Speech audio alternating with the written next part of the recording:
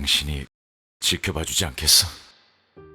로스트아크 게임 속 많은 유저들의 추억이 깃든 곳, 영혼을 별빛이 되게끔 인도해주는 프랭크와 그의 딸 레나, 그리고 이 모든 것들을 사랑했던 에일린. 이 세 가족이 꿈을 꾸며 지냈던 별빛 등대의 섬을 테라리움으로 만드는 중입니다. 우선 섬을 만들어야 합니다. 바다에 있는 외딴 섬, 그 외로움을 강조하듯 검은색을 얹습니다. 손으로 찍어 매끈한 표면을 거칠게 해주면 섬의 집안은 간단히 끝납니다. 다음은 등대를 만듭니다. 등대의 주재료인 벽돌을 만들 건데 우드락을 잘라 실리콘 몰드를 만들어줍니다. 실리콘 몰드는 실리콘이 닿는 모든 것들이 다 기록됩니다. 애니츠 니 앨범도 해서는 안 될 것 같은 재활용 로고도 담겨져 있습니다. 몰드 안에 있는 우드락을 빼줍니다. 시술하는 기분인데 뭔가 모를 시원함이 있습니다. 몰드에 시멘트를 채워 벽돌을 만듭니다. 시멘트로 만든 거라 거칠거칠한 디테일이 살아있습니다. 이게 맞는지 모르겠지만 글자도 써져요. 하단부에 놓일 벽돌은 습기로부터 내성이 필요해 코팅을 해줍니다. 코팅된 벽돌을 둥글게 놓으며 등대의 형상을 만들어 갑니다. 대략 300개 이상의 벽돌을 손수 놓습니다. 개수를 어떻게 하는지 궁금하다고요? 사진을 300장 이상 찍었거든요. 사진 이름이 7827인데 8166에서 끝나니 300게임을 알 수 있습니다.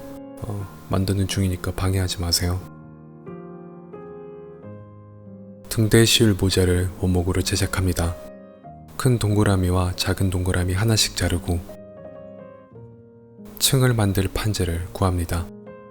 판재가 놓일 위치를 잡고 둥글게 고정시킵니다.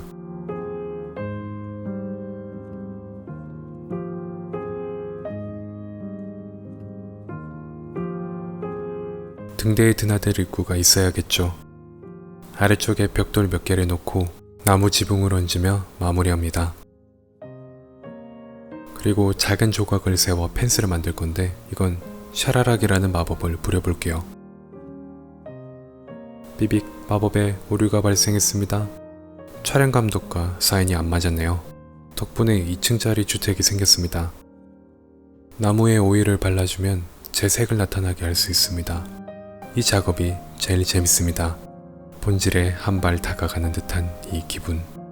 등대집을 만들었던 프랭크, 레나, 에일린도 이러한 감정을 느꼈을지도 모르겠습니다. 등대섬 집안의 살포시 얹어봅니다. 주변의 황량한 풍경은 돌을 붙여가며 채워갑니다. 큰 돌은 그 자리에 세우고 작은 돌은 화장솜과 본돌을 고정합니다. 돌이 놓였을 때 가장 예쁜 위치를 잡고 사은품으로 받은 쓰지도 않는 화장솜을 뜯어놓고 본드를 바르면 화장솜이 본드를 먹으며 지방과 돌을 함께 단단히 고정시켜줍니다. 여기에 모래를 뿌린다면 마감 효과가 더 좋습니다.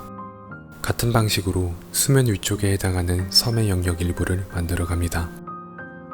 돌을 붙이게 되면서 동시에 발을 디딜 수 있는 땅 또한 확정됩니다. 작은 돌 부착을 완료했다면 보다 더 작은 돌을 붙여 빈 공간을 메꾸며 집안의 흔적을 가려줍니다.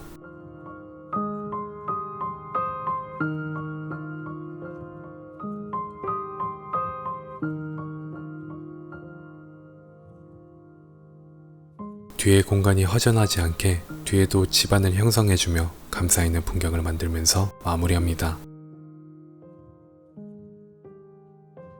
다음은 등대를 밝혀줄 수 있게 에디슨의 힘을 사용합니다. 작은 LED를 연결해 집과 등대에 불이 들어오게 할 거예요. 전선을 엮고 납땜하고 위치를 잡고 선을 꼬는 작업을 반복합니다. 그렇게 만들어진 LED 2개를 집에 붙입니다. 집 앞쪽에 처마 아래에 하나, 옆쪽에도 하나 놓습니다. 서로를 연결해주며 마무리를 해주면 집에 들어오는 불은 완성입니다. 선 정리를 해줘야겠네요. 형태에 맞춰 자른 삼각형을 놓으면 위에서 봤을 때 눈뽕도 막아주고 선도 잘 가려집니다. 등대에 불은 뚜껑 아래쪽으로 막대를 하나 고정시키고 거기에다 앞뒤로 빛을 놓으며 고정합니다. 여기서 흘러나오는 빛은 따사하기만 합니다. 비유가 아니라 정말로 따끈합니다. 집에 2발, 등대에 2발, 등대 입구에 1발로 총 2발 남았습니다. 남은 빛은 뒤쪽으로 하나 보내보죠. 분무질에 대비해 기판을 보호할 수 있는 코팅을 해줍니다. 남은 1발은 등대의 전체적인 모습을 밝힐 수 있게 등대 아래에 설치하며 마무리합니다. LED는 서로의 칩을 연결해주고 선을 숨기면서 고정하는 작업을 하며 마무리됩니다. 그 결과 홀로 우드컨이 존재하지만서도 따스함을 간직한 등대와 칩이 완성됩니다.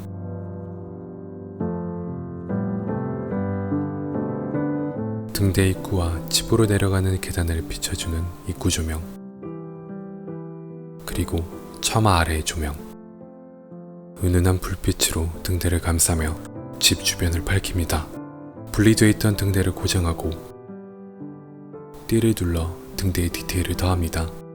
새로 살을 얹어 또 하나의 디테일을 더하고 온갖 풍파를 겪었을 등대인데 이렇게 매끈할 리 없겠죠. 띠를 칼로 긁어내며 세월의 흔적을 나타내면서 등대 만들기를 마칩니다. 근데 이걸 친구에게 보여주니 경주 첨성대냐고 물어봅니다. 제가 봐도 그렇게 보이는 게 아무래도 영상 제목을 바꿔야 할 것 같습니다. 경주 첨성대 만들기로 말이죠. 다음은 등대 맨 위에 올라갈 프랭크의 영혼 인도 장치인 피아노입니다. 뚜껑 모양 2개를 만들고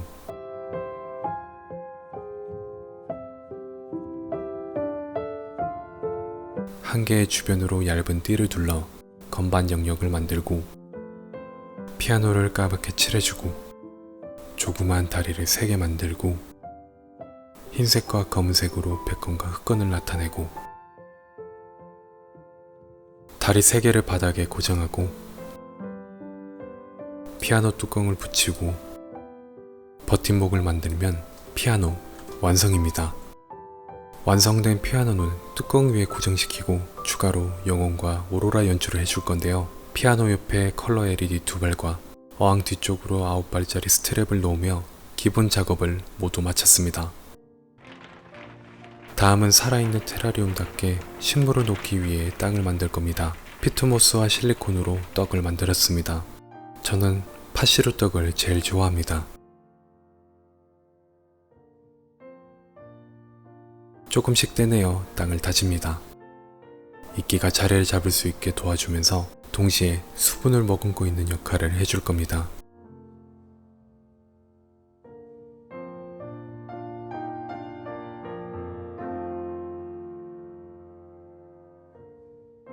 테라리움을 오른쪽에서 봤을 때도 자연스러울 수 있도록 옆에도 땅을 생성합니다.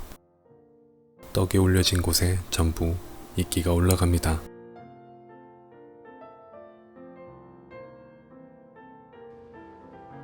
바깥 부분은 덩굴이 흘러내리게 아기 등덩굴 초롱이끼를 놓아줍니다. 바닥에는 무성한 잔디로 보이기도 하는 소리끼를 놓습니다. 이끼를 채집하건 구매했건 검역은 필수입니다. 이번에 이끼를 샀을 때 아래쪽을 보니까 벌레가 득실하더라고요. 검역할 때 징그러워서 죽는 줄 알았습니다. 그래도 긍정적으로 생각해보자면 그대로 이끼를 놨더라면 막 설치고 다녔을 걸 생각하니 정말 끔찍합니다.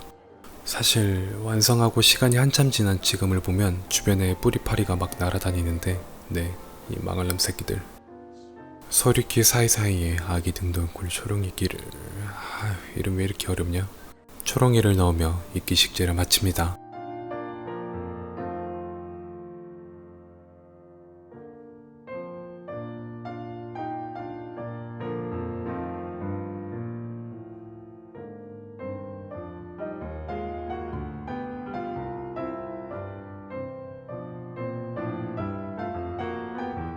이끼로 잔디를 표현했다면 이젠 나무를 표현할 차례입니다. 가느다란 극세사 잎에 진독색의 아름다움이 더해진 아스파라거스. 흙을 털어내고 분촉을 준비합니다. 콩 한쪽도 나눠 먹는데 아스파라거스도 나눈다면 돈이 절약됩니다. 저는 검은 콩을 좋아합니다. 물에 불린 수채로 뿌리를 감싸고 수태가 풀리지 않게 실로 묶습니다.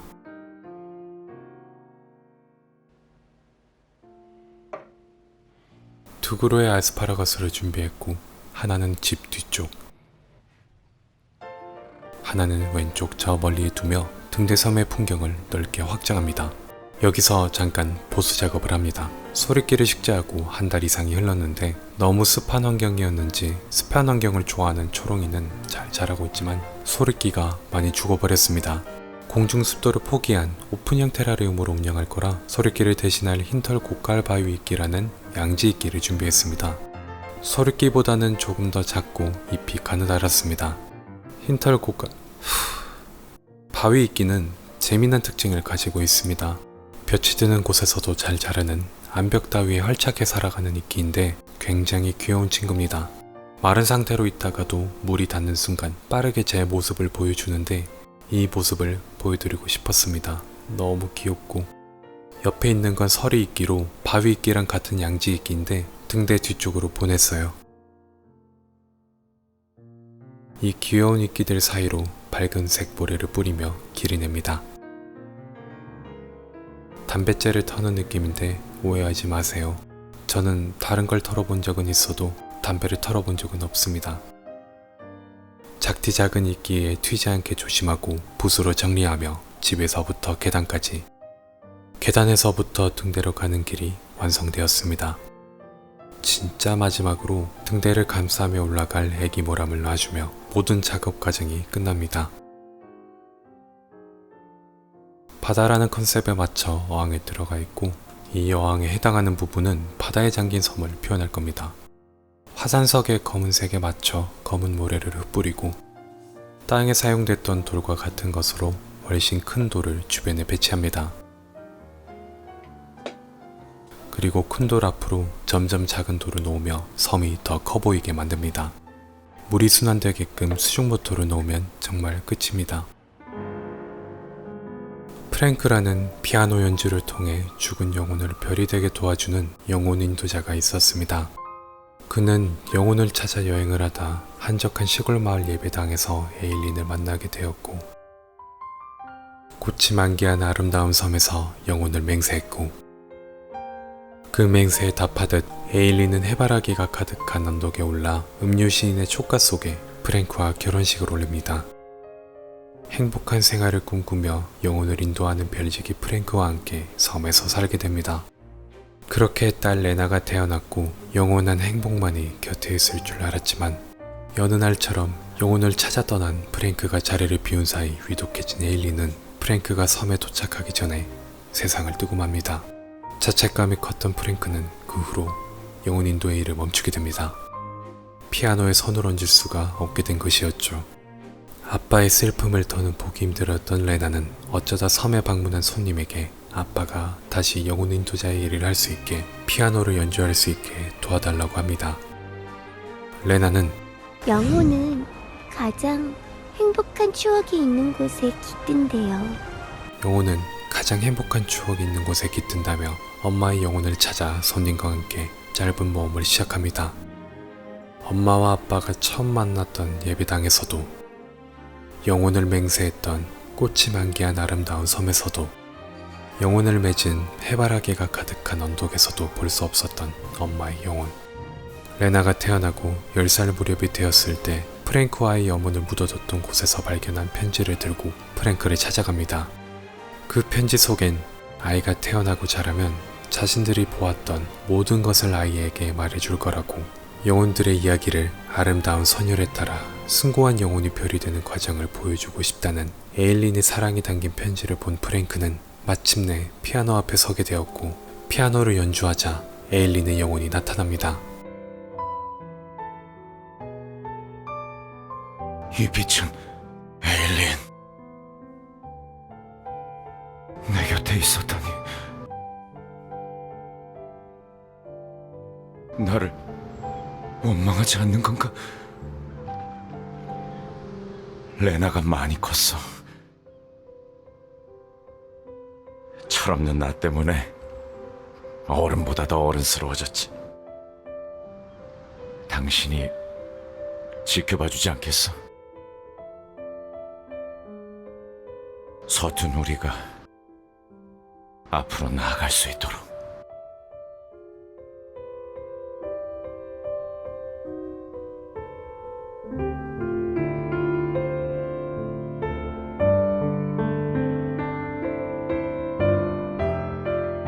에일린에게 있어 가장 행복했던 곳은 프랭크와 레나 그리고 에일린이 함께 미래를 그려나갔던 바로 이곳 별빛 등대의 섬이자 늘 프랭크와 레나의 곁이었습니다. 영호는 가장 행복한 추억이 있는 곳에 깃든다는 레나의 말과 아름다운 선율로 아내의 영혼을 안내하며 덤덤히 에일린에게 건네는 딸에 관한 얘기들, 그 모든 것들이 따스했던 별빛 등대의 섬. 여러분에겐 어떤 행복한 추억이 깃들어 있나요? 시청해주셔서 감사합니다. 더 멋진 테라리움으로 찾아뵙겠습니다.